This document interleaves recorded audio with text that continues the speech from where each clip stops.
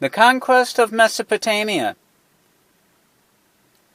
The area surrounding the Tigris and Euphrates rivers, much of contemporary Iraq, which is now dry and barren, was covered with trees and grassland in 7000 BC. In the hospitable land and climate, shepherds began to raise cattle, sheep, and goats about 6300 BC.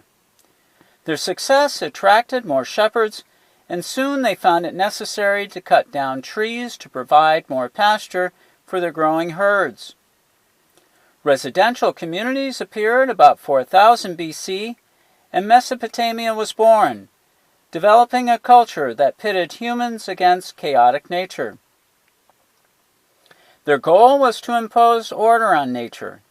Nature did not provide water when and where Mesopotamians needed it, so they built irrigation canals. For a while their farms flourished, but they continued to cut trees for lumber and to provide pasture.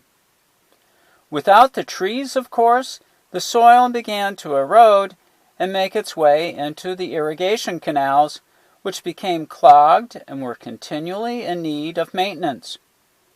Drainage of farmland was poor, and salt began to build up in the soil.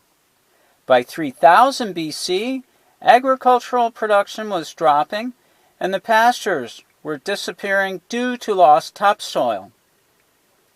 The canals required more and more work until the efforts of the Mesopotamians to tame nature were not even sufficient to sustain themselves.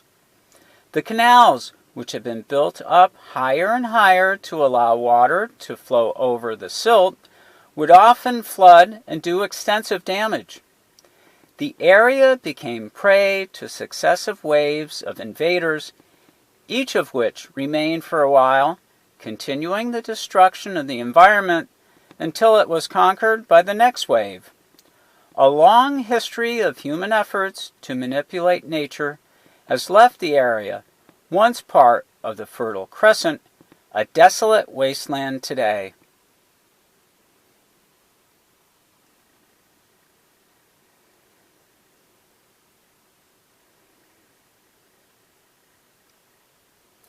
And that's the conquest of Mesopotamia.